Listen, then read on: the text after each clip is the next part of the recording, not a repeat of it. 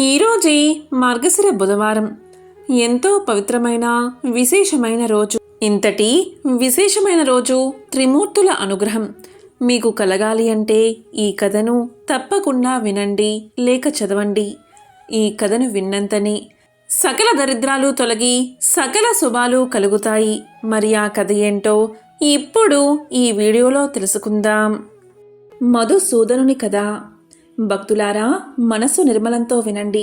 ఈ త్రినాథుల చరిత్రం మాటిమాటికి వినడానికి అమృతం వలె ఉంటుంది. పూర్వం శ్రీపురము అనే గ్రామంలో మధుసూదనుడు అనే ఒక బ్రాహ్మణుడు ఉండేవాడు. మిక్కిలి దరిద్రుడు అవడం వల్ల బిచ్చమెత్తుకుని జీవనం సాగించేవాడు. ఆ బ్రాహ్మణుడికి ఒక కుమారుడు జన్మించాడు.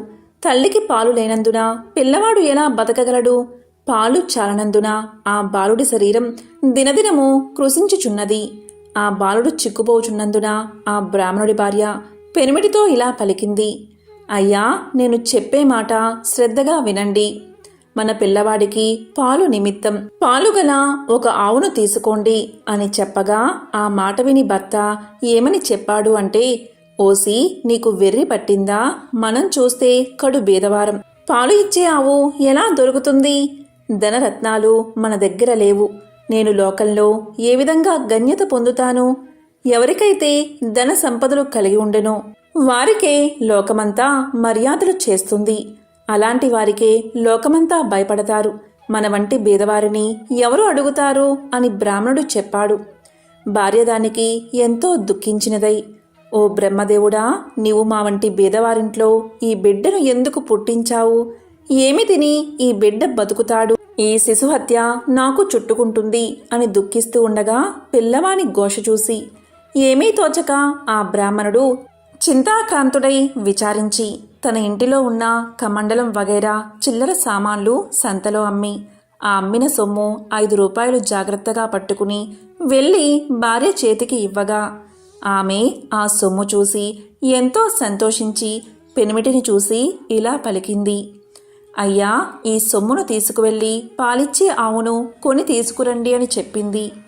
ఆ విధంగా భార్య చెప్పిన మాట ప్రకారం ఆ బ్రాహ్మణుడు ఆ రూపాయలు పట్టుకుని గ్రామాలు తిరిగాడు. ఇలా తిరుగుతూ పెద్ద భాగ్యవంతుడైన షావుకారుండే గ్రామానికి వెళ్ళాడు. ధనధాన్యాలు పరిపూర్ణమై కుబేరుడితో ఆ షావుకారు సరి సమానంగా ఉన్నాడు. అతని ఆవులన్నీ పాలతో నిండి ఉన్నాయి. దైవఘటన మాత్రం మరో విధంగా ఉంది. అతని ఆవులలో బోధ అనే ఆవు ఉంటుంది. అది చాలా దుష్ట బుద్ధి కలది. బయటకు మేతకు వెళ్తే పరుల వ్యవసాయంలో చొరబడి తినివేస్తూ ఉండేది. ఒకరోజు షావుకారు చూస్తూ ఉండగాని పెరవారి పొలంలోనికి చొరబడి పండిన పంట తినివేస్తూ ఉంది. అది చూసిన షావుకారు అతి కోపంతో ఏమన్నాడంటే, ఇంక దీని ముఖం చూడకూడదు. ఆవును ఇప్పుడే అమ్మేస్తాను. ఇది 50 రూపాయలు అయినప్పటికీ నాకు మంజూరు లేదు. ఇప్పుడు బేరం వస్తే 5 రూపాయలకే ఇచ్చేస్తాను అనేసరికి మధుసూదనుడు అనే బ్రాహ్మణుడు ఆ మాటలు విని షావుకారుతో ఇలా పలికాడు: షావుకారు, వినండి. 50 రూపాయల ఖరీదు గల ఆవు అయినప్పటికీ అందుకు మీకు మంజూరు లేదు. ఆ 5 రూపాయలు నేనే ఇస్తాను. ఆవు దూడ రెండూ నాకు ఇప్పించండి అని అనగానే షావుకారు ఇలా అన్నాడు: ఓ బ్రాహ్మణుడా, నీకు వెర్రి పట్టిందా అని అన్నాడు. దానితో బ్రాహ్మణుడు ఇలా పలికాడు: మీరు షావుకార్లై ఉన్నారు. మీ మాట మీరు నిలుపుకోండి. మాట తప్పితే మీరు అసత్యవంతులు అవుతారు అని అన్నాడు. ఆ బ్రాహ్మణుడు అన్న మాటలు షావుకారు విని తన మదిలో విచారించి తెలియక అనివేశాను, ఈ బ్రాహ్మణుడు ఎక్కడి నుండి వింటున్నాడో? ఈ ఆవును అతనికి ఇవ్వకపోతే నాకు అసత్యం ప్రాప్తిస్తుంది కదా అని బ్రాహ్మణుని చూసి చెయ్యి చాచాడు. వెంటనే సొమ్ము పుచ్చుకుని ఆవును దూడను బ్రాహ్మణుడికి షావుకారు ఇచ్చేశాడు. ఆ ఆవును చూడగానే బ్రాహ్మణ స్త్రీ చంద్రుని చూసిన కలువవలే సంతోషపడింది. వెంటనే పాలు పితికి కుమారుడికి పోసి ఆనందాన్ని చెందింది. ఇలా కొన్ని రోజులు గడిచిపోయాయి. తరువాత ఆవు ఎటుపోయిందో కనిపించలేదు. పొద్దుపోయే వేళయింది. ఆవు రాకపోవడం చూసి బ్రాహ్మణుడు వెతకడం మొదలుపెట్టాడు. వీధుల్లోనూ సమీపంలో ఉన్న వ్యవసాయ భూముల్లోనూ చూశాడు. ఆవు కనిపించలేదు. తెల్లవారగానే నిద్ర మేల్కుని ఆవును వెతకడానికి బయలుదేరి కొంత దూరం నడిచి అక్కడికి వెళ్ళి తోటలో ఒక చెట్టును చూశాడు. మధుసూదనుడికి త్రినాద దేవతలు దర్శనం ఇవ్వడం. అది ఒక గొప్ప మర్రి చెట్టు. పైన 3 మనుషులు కూర్చుని ఉన్నారు. వారు వరుసగా బ్రహ్మ విష్ణు మహేశ్వరులు. వారే త్రిమూర్తులు. అటువంటి చెట్టు కింద బ్రాహ్మణుడు కూర్చుని ఆయాసం తీర్చుకుని లేచిపోతూ ఉండగా త్రిమూర్తులు బ్రాహ్మణుడితో ఇలా అన్నారు: ఓ విప్రుడా, నీ మనస్సుకు ఎందుచేత దుఃఖం కలిగింది? నీవు ఎక్కడికి వెళ్తున్నావు? ఆ సంగతి మాతో చెప్పు అనగానే బ్రాహ్మణుడు 2 చేతులు జోడించి, అయ్యా, నేనొక్కడు బీదవాడిని, బిచ్చమెత్తుకుని బతికేవాడిని. నాకు ఒక ఆవు ఉన్నది, అది కనిపించడం లేదు. ఈరోజు శ్రీపురం సంత అవుతున్నది. ఆ సంతకు వెళ్ళి దానికోసం వెతుకుతాను. ఎవరైనా దొంగలించి తీసుకుపోతే ఆ సంతలోనే అమ్ముతారు కదా. త్రినాథ స్వాములారా, ఈ ఉద్దేశంతోనే నేను వెతుక్కుంటూ వెళ్తున్నాను అని తన సంగతి తెలియచేశాడు. అది విన్న త్రిమూర్తులు బ్రాహ్మణుడుకు ఏం చెప్తున్నారు అంటే, నీవెలాగూ సంతకు వెళ్తున్నావు కదా, మా నిమిత్తం ఏమైనా కొన్ని దినుసులు తీసుకురా అని త్రిమూర్తులు అనగా బ్రాహ్మణుడు ఏమి దినుసులు కావాలి అని అడిగాడు. దానికి త్రిమూర్తులు ఇలా పలికారు: 1 పైసా ఆకుచెక్క, 1 పైసా నూనె మాత్రం తెచ్చి ఇమ్మన్నారు. ఆ మాటలు విని బ్రాహ్మణుడు ఏం చెప్పాడు అంటే, ఓ త్రిమూర్తులారా, నాకు పైసలు ఎక్కడ దొరుకుతాయి? నా దగ్గర ఒక అనా పైసా కూడా లేదు.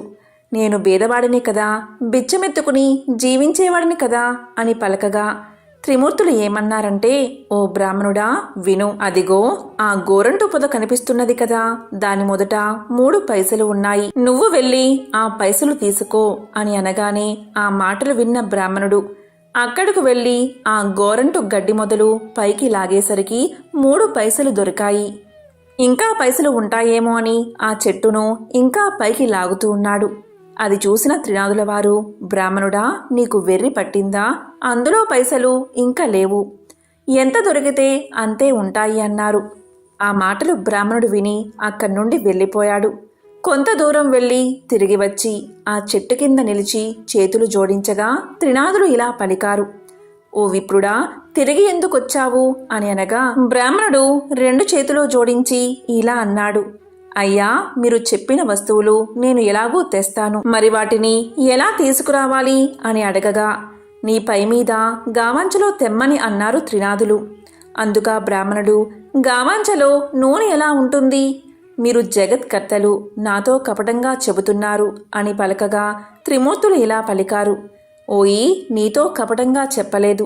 మమ్ము తలుచుకుని నూనె గావంచాలో పోసి తీసుకురా అని చెప్పగా ఆ బ్రాహ్మణుడు శ్రీపురం సంతలో ప్రవేశించాడు.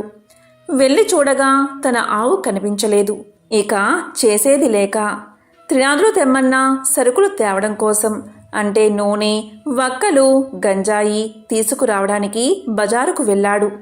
బజారుకు వెళ్ళి తిలకనవానితో ఇలా పలికాడు: 1 పైసా నూనె ఈ గావంచాలో పొయ్యి అన్నాడు. అందుక తిలకలవాడు ఆశ్చర్యపడి, ఈ బ్రాహ్మణుడు పిచ్చివాడు కాబోలు అని నూనె లేదు అని చెప్పాడు. అక్కడి నుండి వెళ్ళి ఒక ముసలి తిలకలవానిని నూనె అడిగాడు బ్రాహ్మణుడు. అంత ముసలివాడు ఇలా అన్నాడు: దిగమట్టు నూనె ఎంతటిది కావాలి అని అడగగా 1 పైసా నూనె మాత్రం ఇమ్మని అన్నాడు బ్రాహ్మణుడు. తిలకలవానికి గామంచా చూపించాడు. అప్పుడు తిలకలవాడు ఇలా అనుకున్నాడు: ఈ బ్రాహ్మణుడు వికార్పువాడు కాబోలు, వీణ్ణి మోసం చేసి పైసాలు తీసుకుంటాను అని ఆలోచించి కొలత పాత్ర తిరగవేసి నూనె కొలత వేసి ఇచ్చాడు. విప్రుడు గావంచా కొన చెంగు పట్టుకుని అక్కడి నుండి వెళ్ళిపోయాడు. అంతే, తిలకలవాని కుండలో నూనె కొంచెమైనా లేకుండా పోయింది. అది చూసి తిలకలవాడు మూర్ఛపోయాడు. తిలకల వాళ్ళందరూ పరిగెత్తుకు వచ్చి ముసలవాని ముఖంపై నీళ్లు చల్లి సేద తీర్చి కూర్చోబెట్టారు. ఏం చెప్తాను, ఎక్కడ్నుంచో ఒక బ్రాహ్మణుడు వచ్చి గిద్దెడు నూనె కొన్నాడు. ఇప్పుడు ఇలా వెళ్ళిపోయాడు. అతను అలా వెళ్ళగానే నా కుండలో 1 చుక్కైనా నూనె లేదు అని చెప్పగా అందరూ తిలకల వాళ్ళు ఎంతో బాధపడ్డారు. ఆ విప్రుడు మా వద్దకు వచ్చి మమ్మల్ని కూడా నూనె అడిగాడు. లేదని అనగా వెళ్ళిపోయాడు. ఇలా అందరూ విచారించి పరిగెత్తుకుని విప్రుని వద్దకు వెళ్ళి ఇలా అన్నారు: విప్రుడా, విను. మీరు నూనె కొన్నారు కదా, అది కొలతకు తక్కువగా ఉంది, పూర్తిగా ఇచ్చేస్తాము, పట్టుకుని వెళ్ళండి అన్నారు. మళ్ళీ విప్రుడు సంతకు వెళ్ళాడు. ఈసారి ముందు తెచ్చిన దుత్తతోనే చమురు సరిగ్గా కొలవగా ఎప్పటిలాగే దుట్ట భర్తీలైపోయాయి. అది చూసిన ముసలి తెలికలమాని ఆనందానికి అంతు లేకుండా పోయింది. విప్రుని గామంచాలో చమురు ఉంచారు. అది పట్టుకుని విప్రుడు వెళ్ళిపోయాడు. త్రిమూర్తుల వారికి సామాన్లన్నీ ఇచ్చేసి సెలవు అడిగాడు. త్రినాదుల ఆనపై బ్రాహ్మణుడు మేళా జరపడం. సెలవు అడగగానే త్రిమూర్తులు విప్రుడితో ఏమన్నారు అంటే, ఓయి, నీ కష్టం చూసి మా మదిలో దయ కలిగినది. ఒక మాట విను. నీవు త్రినాదుల సేవ చేస్తే నీ దరిద్రం పటాపంచలై అధిక సంపదలు కలుగుతాయి అని త్రినాదులు పలకగా అది విని బ్రాహ్మణుడు, స్వామి, ఏ ఏ వస్తువులతో మిమ్మల్ని పూజించాలి అని అడిగాడు. దానికి త్రినాదులు ఇలా పలికారు, ఓ ద్విజుడా, విను. మా పూజకు అధిక ద్రవ్యం అక్కరలేదు. కొంచెంతోనే తృప్తిని పొందుతాము. ఇప్పుడు నీవు తెచ్చిన 3 పైసాల సామాగ్రి చాలు. త్రిమూర్తుల పూజా ద్రవ్యాలు ఇంతే. మాకు వీటితోనే మేళా చెయ్యి. మేళా ఎలా చెయ్యాలి అంటే 3 మట్టి చిరుములయందు గంజాయి నలిపి అందులో నిప్పును ధూపాన్ని వెయ్యాలి. దీపప్రమిదులు 3 చేసి అందులో చమురు వేసి వత్తులు వేసి ఆకు చెక్కలు జాగ్రత్త చేసి ఉంచి రాత్రి తొలిజాములో నీ ఇంటిలోనికి నీ స్నేహితులను పిలిచి పూజా ద్రవ్యాలు తెచ్చి అక్కడ ఉంచి సకల పదార్థాలను స్వాములకు సమర్పించాలి. అలా చేసిన ఎడల సకల పాపాలు నివారించబడతాయి అని చెప్పగా ఆ బ్రాహ్మణుడు విని పూజ చేయడానికి ఉపక్రమించాడు. చెట్టు మొదటిని పూజను ఆరంభించి గంజాయి ముందుగా తయారుపరిచినాడు. అప్పుడు త్రిమూర్తులు, నీ గామాంచా చెంగు చీర్చి వత్తులు చెయ్యి అనగా ద్విజుడు ఇలా అంటున్నాడు, నేను బీద బ్రాహ్మణుణ్ణి, బిచ్చమెత్తుకుని దినం గడుపుకుని కుటుంబ పోషణ చేసుకునేవాడిని. అన్న వస్త్రాలకు చాలా కష్టపడుతున్నాను. దీపం ముట్టించడానికి అగ్గిలేదు. నా గావాంచా వత్తులకు ప్రాప్తమైనది. నా ఆవు దొంగల పాలైనది. నా కుటుంబం ఉపవాసంతో ఎదురు చూస్తూ ఉంటారు. ఏ బుద్ధితో పూజ చేస్తాను అని యావగించుకుని ద్విజుడు కూర్చున్నాడు. అది చూసి త్రిమూర్తులు ఇలా పలికారు, ఓ ద్విజుడా, మదిలో చింతించకు. నీ ఆవు పెయ్య దొరుకుతాయి. నీవు నీ కుటుంబము సౌఖ్యంగా ఉంటారు. వస్త్రాలు కూడా దొరుకుతాయి అని చెప్పారు. అంతటా బ్రాహ్మణుడు చేతులు జోడించి, స్వాములారా, అటువంటి భాగ్యం నాకెప్పుడు కలుగుతుందో అప్పుడు 5 మేళాలు స్వామివారికి ఇస్తాను. ఈ మాట సత్యమని చెప్పాడు. దీపం వెలిగించుటకు అగ్గిలేదే, నేనేం చేయను అనగా త్రిమూర్తులు ఇలా పలికారు, ఓ బ్రాహ్మణుడా, నీ 2 నేత్రాలు మూసుకో అని అనగానే బ్రాహ్మణుడు వెంటనే నేత్రాలు మూసుకోగా అకస్మాత్తుగా దీపం వెలిగింది. అది చూసి బ్రాహ్మణుడు ఆనందించి స్వామికి మేళా సమర్పించాడు. మేళా ఇచ్చివేసి ఆనందంతో బ్రాహ్మణుడు చేతులు జోడించి సాష్టాంగ దండ ప్రణామాలు చేశాడు. త్రినాదులు బ్రాహ్మణుని అనుగ్రహించడం. ఇలా చేసిన తర్వాత త్రిమూర్తుల వద్ద సెలవు తీసుకుని కొంచెం దూరం నడిచి వెళ్తూ ఉండగా తోవలో బ్రాహ్మణుడికి ఆవు దూడ కనబడ్డాయి. దీంతో బ్రాహ్మణుడు సంతోషించి, త్రినాదుల వారు నా యందు దయ ఉంచి ఆవును పెయ్యను తెచ్చి ఇచ్చారు. వారి పూజ బాగా చేశాను అని అనుకుని ఆవును దూడను తోలుకుని ఇంటికి చేరుకున్నాడు. చూడగా తన ఇంటిలో సిరి సంపదలు పరిపూర్ణంగా ఉన్నాయి. అది చూసి అధికంగా సంతోషాన్ని పొంది కడు శ్రద్ధతో పూజను ఆరంభించాడు. చేయవలసిన కార్యక్రమాలను అందరికీ విశదంగా తెలియచేశాడు. తన స్నేహితులను రప్పించి వెనుకటి వలనే మేళా సమర్పించాడు. మేళా చేసే పద్ధతిని అందరికీ చెప్పగా అంతా ఒప్పుకున్నారు. ఆ రాజ్యంలో ఉన్న ప్రజలు అందరూ త్రినాద పూజ చేశారు. అందరి ఇళ్ళయందు సుఖ సంతోషాలతో నిండి ఉన్నాయి. ఈ పరిస్థితుల కారణంగా షావుకారులందరూ వ్యాపారాలు మూసివేశారు. అందరూ ఆ దేశపు రాజు వద్దకు వెళ్ళి ఫిర్యాదు చేశారు. రాజు త్రినాదులను తూలనాడి మేళాను నిషేధించడం. వారిని చూసి రాజు అంటే షావుకారులు చూసి రాజు ఇలా పలికాడు, మీరందరూ ఎందుకు వచ్చారు అని అనగగా షావుకారులు ఇలా సమాధానం చెప్పారు, అయ్యా, మా ఫిర్యాదు మీరు తప్పకుండా వినాలి. మధుసూదనుడు అనే పేద బ్రాహ్మణుడు ఒకడు బిచ్చమెతుకుని జీవించేవాడు. శ్రీపురం వెళ్ళి వచ్చి త్రినాద మేళాను ఆచరించాడు. త్రినాదులు ఏ దేవతలో వారిని ఆ బ్రాహ్మణుడు పూజించగానే సకల సంపదలు అతనికి కలిగాయి. ఊరిలో ఉన్న రైతులు 50 మంది త్రినాద మేళా చేశారు. గుడ్డివారు, కుంటివారు అందరూ కూడా ఈ మేళా చేశారు. అందరూ కూడా మోక్షాన్ని పొందారు. ధనధాన్యాలు కలిగి కుబేరుడితో సమానమైపోయారు. మా వ్యాపారాలు పోయాయి. మా క్రయ విక్రయాలు ఎలా జరుగుతాయి అని చెప్పగా రాజా మాటలు విని చాలా కోపం తెచ్చుకుని సకల జనులను పిలిపించి కోపంతో ఇలా పలికాడు. త్రినాదులు అనే దేవతలు ఏ దేవతలు? వారిని మీరు ఎలా పూజిస్తున్నారు? నేను చెప్పే మాట వినండి. రాజుగా ఇది నా ఆజ్ఞ. ఆ పూజ మీరు చేయకూడదు. అలా పూజ ఎవరు చేస్తారో వారు 500 రూపాయలు జరిమానా ఇచ్చి 6 మాసాలు ఖైదులో ఉండాల్సి వస్తుంది. అలా కాని ఎడల శూలం వేయబడుతుంది అని రాజుగారు ప్రజలందరికీ తాకీదు ఇచ్చి పంపించారు. త్రినాదులు రాజుపై కోపగించుట, యువరాజు మరణం. ఈ సంగతి త్రినాదుల వారికి తెలిసి ఆ రాజుకు దండన విధించారు. దాని ఫలితంగా రాజకుమారుడు చనిపోయాడు. నగరంలో ఏడ్పుఘోష వినిపిస్తుంది. ప్రజలందరూ విని రాజు వద్దకు పరిగెత్తారు. రాజు దైవకృప తప్పడం వల్ల తన కుమారుడు చనిపోయాడని అనుకుంటున్నాడు. కుమారుడి ముఖం చూస్తూ రాజు ఏడుస్తున్నాడు. తల్లి, బంధువులు మొదలైన వారంతా దుఃఖిస్తున్నారు. దహనం చేయడానికై స్వర్ణభద్రా నదీ తీరమందు ఆ శవాన్ని ఉంచారు. త్రినాదుల దయతో యువరాజు బతకడం. త్రినాదులకు దయ కలిగినది. రాజకుమారుణ్ణి బతికించేద్దామా, మనకు పేరు ప్రఖ్యాతులు వస్తాయి అని బాగా ఆలోచించి బ్రాహ్మణ రూపంలో ఆ శ్మశానానికి వచ్చారు. రాజును వారి సమూహాన్ని చూసి ఇలా అన్నారు. మీరందరూ ఈ నదీ తీరానికి ఎందుకు వచ్చారు? ఎందుకు ఇలా విచారంగా కూర్చున్నారు? ఈ పిల్లవాడు ఎందుకు పడుకుని ఉన్నాడు? ఇతని శరీరంలో చల్లదనం కలదే అని అనగా అంతా త్రిమూర్తులతో ఇలా పలికారు. మీతో ఏం చెప్పగలం? రాజకుమారుడు చనిపోయాడు. ఆ రాజు ఏం దోషం చేశాడో కాని ఇతడు చనిపోయాడు అనగా ఈ కుర్రవాడు చనిపోలేదు. త్రినాదుల వారికి రాజు అపరాధం చేసినందున ఈ చావు కలిగినది. ఇప్పుడు మీరందరూ త్రినాదులను భజిస్తే ఆ బాలుడు లేచి కూర్చుంటాడు. మా మేళా చేయడానికి రాజు ఒప్పుకున్నట్లయితే ఈ రాజకుమారుడు బతుకుతాడు అని చెప్పి త్రినాదమూర్తులు అదృశ్యం అయిపోయారు. అందరూ వారి మాటలు విని త్రినాద స్వాముల పేరు ఆ రాజతనుని చెవిలో చెప్పారు. 7 మేళాలు చేటుకు ఒప్పుకున్నారు. అలా ఒప్పుకోగానే రాజకుమారుడు లేచి కూర్చున్నాడు. అది చూసి అందరూ సంతోషాన్ని పొందారు. అప్పుడు త్రిమూర్తుల పేరు మాటిమాటికి స్మరించారు. అందరి నోటి నుండి వెలువడిన పలుకులు సముద్ర గర్జన వలె వినిపించాయి. వర్తకుడు త్రినాదుల మేళా చేటుకు మొక్కుకోవడం. అటువంటి సమయంలో ఒక వర్తకుడు ఆ ఊరి మీదుగా తన ఓడలో విదేశాలకు సరుకులను తీసుకువెళ్తూ ఉన్నాడు.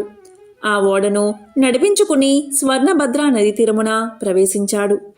ఘోష చేసిన స్థలం దగ్గరకు వెళ్ళాడు. వారిని చూసి ఆ వర్తకుడు ఇలా అడిగాడు. జనులారా, త్రినాదుల పేర్లు ఏమి పేర్లు? మీరు ఎందుకు స్మరిస్తున్నారు? వినడానికి శ్రద్ధగా ఉన్నాయి అని పలకగానే రాజుగారి మనుషులు ఇలా అన్నారు. ఓ వర్తకుడా, విను. బ్రహ్మ విష్ణు మహేశ్వరులు అనేవారు త్రినాద స్వాములు. అటువంటి ప్రభువులను మా రాజుగారు మన్నించినందున అపరాధుడు అయ్యాడు. ఆ అపరాధం వల్ల ఈ రాజకుమారుడు చనిపోవడచే ఇతన్ని మేము తీసుకువచ్చి అగ్ని సంస్కారం చేయడానికి కూర్చుని ఉన్నాము. ఇది చూసి ప్రభువులకు దయ కలిగింది. వచ్చి వీడిని బతికించారు. అందుకు మేము 7 మేళాలు చేయడానికి ఒప్పుకున్నాము. వెంటనే రాజకుమారుడు బతికి కూర్చున్నాడు. ఈ విధంగా రాజుగారి మనుషులు చెప్పగా విని షావుకారు మదిలో సంతోషించి అటువంటి ప్రభువు ఎక్కడ ఉంటారు? చనిపోయిన రాజకుమారుడు బతికి కూర్చున్నాడు. నా ఓడలు ఒడ్డున అడ్డుకుని ఉన్నా. నేను ఈ ఓడపై వెళ్ళి వస్తాను. నా ఇంటికి సుఖంగా చేరుకుంటాను. నాకు వ్యాపారంలో నష్టం రాకపోయినట్లయితే ప్రభుల వారికి 5 మేళాలు చేస్తాను. ఇలా మనసులో సంకల్పం చేసుకుని ఓడపై కూర్చుని నడిపించుకుని వెళ్ళిపోయాడు. పైదేశం వెళ్ళి అక్కడ గొప్ప లాభాన్ని పొంది తిరిగి వచ్చి ఓడ నడిబొడ్డున లంకరు వేయించి ఇంటికి వెళ్ళాడు. మేళా చేయకపోవడం వల్ల ఓడ మునిగిపోవడం. తన నౌకర్లందరూ ఓడలోని ధనాన్ని మోసుకుపోయారు. ధనాన్ని ఇంటిలో వేసుకుని షావుకారు సంతోషంతో ఉన్నాడు. ధనం చూసి ప్రభులవారి మేళాలు మర్చిపోయాడు. అందుకు ప్రభువులకు కోపం వచ్చి దండన చేశారు. ఓడ నీటిలో మునిగిపోయింది. నౌకర్లు ఓడలో ఉన్న వారందరూ నీటిలో మునిగిపోయారు. ఈ విషయం తెలిసిన వర్తకుడు భూమిపై పడి గోల పెట్టాడు. మరి కొంతసేపటికి తెలివి తెచ్చుకుని ఏడుస్తూ ఉండగా ఆకాశం నుండి త్రినాదులు ఇలా పలికారు. నీవు మాకు మేళాలు ఇచ్చావు కాదు, అందుచేతే ఓడ మునిగిపోయింది. నీవు 5 మేళాలు సమర్పించినట్లయితే నీ ఓడ నీకు తిరిగి ప్రాప్తిస్తుంది అని సెలవిచ్చారు. అది విని షావుకారు మదిలో దుఃఖించి, ముందు నేను సంకల్పం చేసి ఉన్నాను, ప్రభువుల మహిమను మరిచిపోయాను, ఇప్పుడే త్రినాథుల వారికి మేళా ఇస్తాను అని మదిలో నిశ్చయించుకుని మేళాకు కావాల్సిన సామాగ్రి తెప్పించి స్నేహితులను రప్పించి ప్రభువుల వారికి మేళాను సమర్పించి ప్రార్థించాడు. నీటిలో మునిగిపోయిన ఓడ వెంటనే పైకి తేలింది. అది చూసిన వ్యాపారి పట్టలేని సంతోషాన్ని పొందాడు. పరిచారకులు, నౌకర్లు, ఓడలో గల ధనం అంతా అలాగే ఉన్నాయి. అప్పుడు షావుకారు ధనాన్ని మోయించి ఇంటిలోకి ప్రవేశించాడు. గంజాయి, ఆకులు, చెక్కలు అన్నీ స్వామివారికి మేళా సమర్పించి సాష్టాంగ దండ ప్రణామాలు చేశాడు. రాజ్యమంతా త్రినాథస్వామి మేళా గురించి ప్రకటనలు చేశాడు. మేళాను చూడ్డానికి అంతా వస్తున్నారు. ఇటువంటి స్థితిలో గుడ్డి వాడొకడు తోవను పోయేవారితో, అన్నా మీరెవరు, మీ పేరేమిటి, మీరెక్కడకు వెళ్తున్నారు అని పలికాడు. వారు మేళా చూడ్డానికి వెళ్తున్నాము అని సమాధానం చెప్పారు. అది విన్న గుడ్డివాడు, అన్నా నాకు కళ్ళు లేవు, మీరందరూ నేత్రాలతో చూస్తారు, నేను దేనితో చూస్తాను అని అనగా మేళాకు వెళ్ళేవారు ఇలా పలికారు, గుడ్డివాడా, త్రినాథస్వామి వారిని భజించు, నీ కన్నులు బాగా కనబడతాయి, ప్రభువుల వారి మహిమ చూడవచ్చు అని చెప్పి వారంతా మేళా వద్దకు ప్రవేశించారు. గుడ్డివాడు ఆ తోవలో కూర్చుని స్వామివారిని భజన చేస్తూ ఉండగా కొంచెం కన్నులు కనిపించాయి. అప్పుడు గుడ్డివాడు కొంత దూరం పోయాడు. దారిలో ఒక సొట్టవాడు కూర్చుని ఉన్నాడు. అతన్ని చూసి, నీవు గుడ్డివాడవు, ఇంత కష్టంతో ఎక్కడికి వెళ్తున్నావు అని అడిగాడు సొట్టవాడు. గుడ్డివాడు ఇలా పలికాడు, అన్నా నేను మేళాన్ని చూడ్డానికి వెళ్తున్నాను. ఆ మాటలు విన్న సొట్టవాడు, స్వామివారి దయ నా మీద లేదు, చేతులు కాళ్ళు సొట్ట, నేను ఎలా నడవగలను, నీకు కాళ్ళున్నాయి, దెక్కుని వెళ్ళగలవు అనగా గుడ్డివాడు ఇలా పలికాడు, నీవు త్రినాథస్వామివారిని భజించు, నీ కాళ్ళు చేతులు బాగవుతాయి, క్షణంలో ఇద్దరం కలిసి వెళ్ళిపోదాం. నేను గుడ్డివాడిని, నాకు ఏమాత్రం కన్నులు కనిపించవు, కానీ త్రినాథస్వామివారిని భజించడం వల్ల కొంచెం కన్నులు కనిపిస్తున్నాయి. అందువల్ల నీవు కూడా స్వామివారిని భజించావంటే నీ బాధలు నివారణ అవుతాయని చెప్పాడు. అది విన్న సొట్టవాడు త్రినాథ త్రినాథ త్రినాథ అని భజించాడు. గుడ్డివాడితో ఇలా పలికాడు, నీకు కాళ్ళున్నాయి కదా, నువ్వు నడవగలవు, నేను ఎలా నడవగలను, నన్ను నీ భుజం మీద కూర్చోబెట్టుకుని నెమ్మదిగా నడిచి వెళ్ళు, నేను త్రోవ చూపుతూ ఉంటాను, నిశ్చింతగా ఇద్దరము మేళాకు చేరుకుందాము అని సొట్టవాడు చెప్పాడు. అతని మాటలు విని గుడ్డివాడు సొట్టవాడిని భుజంపై కూర్చోబెట్టుకుని మెల్లగా నడిచిపోతున్నాడు. నేస్తం, నా నేత్రాలు నిర్మలంగా కనిపిస్తున్నాయి అని అనగా సొట్టవాడు, అయ్యా ఇప్పుడు నేను నడిచిపోగలను. ఈ విధంగా గుడ్డివాడు సొట్టవాడు కలిసి త్రినాథస్వామి మేళా దగ్గరలోకి ప్రవేశించారు. ఇది ఇలా ఉండగా ఆ మేళా జరిగే స్థలానికి నిత్యము ఒక వైష్ణవుడు వస్తూ ఉండేవాడు. అతడు త్రినాథ మేళా చెల్లకుండా ఇంటికి ఎప్పుడూ వెళ్ళిపోతూ ఉంటాడు. అతన్ని ఈ పొద్దు మన స్థానమందు కూర్చోబెట్టవద్దు అని అనుకుని మేళా చేసే వారంతా, వైష్ణవుడు రాగానే చూసి మేళా చెల్లించకుండా నీవు వెళ్ళిపోతున్నావు, కాబట్టి నిన్ను మేళా వద్దకు రాకుండా ఆపు చేయడమైనది అని చెప్పగా వైష్ణవుడు ఏమన్నాడంటే, నాయన్లారా, అపరాధం క్షమించండి, ఇక నుండి మేళా కాకుండా వెళ్ళను, నేను నికరంగా చెప్తున్నాను, నా గురువు ఇక్కడకు వచ్చినా సరే విడిచి వెళ్ళను అని పలికాడు ఆ వైష్ణవుడు. దైవయోగమున ఆ క్షణమే ఆ వైష్ణవుడి గురువుగారు వచ్చి ఇంట్లోకి ప్రవేశించాడు. నా శిష్యుడు ఎక్కడ ఉన్నాడు, ఎక్కడికి వెళ్ళాడు, ఈరోజు కనిపించలేదే అని వైష్ణవుడి గురించి అతని తల్లిని అడిగాడు. అప్పుడు అతనితో ఆమె ఇలా చెప్పింది, నా కుమారుడు మేళా వద్దకు వెళ్ళాడు అని అనగానే గురువుగారు మేళా ఎవరిది అని అడిగారు. అందుకా ముసలిది, అది త్రినాథుని మేళా అని సమాధానం చెప్పింది. ఆ మాటలు విన్న గురువుగారు మేళా దగ్గరకు వెళ్ళి చూడగా అంతా స్వామివారిని భక్తి శ్రద్ధలతో పూజిస్తున్నారు. అది చూసిన గురువుగారికి కోపం వచ్చింది. వెంటనే గురువుగారు బాగా తిట్టి మేళా స్థలాన్ని, సామాగ్రిని కాలితో తన్నేశాడు. ఆ తర్వాత గురువుగారు తన శిష్యుణ్ణి పట్టుకుని బరబరా లాక్కుకుపోయాడు. కొంత దూరం వెళ్లేసరికి బోరున వర్షం కురియసాగింది. కటిక చీకటి కావడం వల్ల తోవ కనిపించడం లేదు. గురు శిష్యులు చెల్లా చెదురై అతి కష్టం మీద గురువుగారింటికి చేరుకున్నారు. గురువు ఇంటిలో చూడగా అతని తల్లి గడప వద్ద కూర్చుని ఏడుస్తున్నది. గురువు ఆశ్చర్యపడి లోపలికి పోయి చూడగా అతని భార్య, కుమారుడు చనిపోయారు. వారిని చూసి గురువు మూర్ఛబోయాడు. శిష్యుడు పట్టుకుని లేపి కూర్చోబెట్టి గురువుగారి ముఖంపై నీళ్లు చల్లి, అయ్యా, తమరు త్రినాథ స్వామివారికి అపరాధులు, త్రినాథ మేళాను పాడు చేశారు. అందుకే మీకిది ప్రతిఫలం. మీరు నిష్ఠతో స్వామివారి మేళాను చేస్తే మీ భార్య కుమారులు బతుకుతారు అని శిష్యుడు పలకగా ఆ మాట విని గురువుగారు 5 మేళాలు ఇవ్వడానికి ఒప్పుకోగా వెంటనే భార్య కుమారులు లేచి కూర్చున్నారు. త్రినాథ మేళా పాడు చేసినందుకు తగిన శిక్ష దొరికింది. నేను మూర్ఖుడను, అదముడను, ప్రభులవారి మహిమ తెలుసుకోలేకపోయాను అని ప్రభులవారిని క్షమాపణ వేడి మేళాకు కావలసిన పదార్థాలు యావత్ తెప్పించి అందరితో కలిసి మేళా సమర్పించాడు. నూనె కాండం చెల్లినది, ప్రభులవారి పూజ కావచ్చినది. ఆకులు చెక్కలు గంజాయిని అందరూ పంచుకుని సేవించి సుఖాన్ని అనుభవించారు. ఫలశ్రుతి: ఈ చరిత్ర ఎవరు వింటారో వారికి కుష్ఠవ్యాధి, గుడ్డితనము కూడా పోయి తరిస్తారు. పుత్రులు లేని స్త్రీ నిర్మలంగా ఉంటే పుత్రులు పుడతారు. ఎవరైనా కొంటెగా హాస్యంగా చెప్తే గుడ్డితనము నడ్డితనము కలుగుతుంది. 3 త్రిమూర్తులను 3 స్థలాల్లో ఉంచి ముందు విష్ణువును పూజించాలి. చందనము పువ్వులు తెచ్చి త్రిమూర్తులను వేరువేరుగా పూజించాలి. నైవేద్యం సమర్పించి గంజాయిలో అగ్నిని వెయ్యాలి.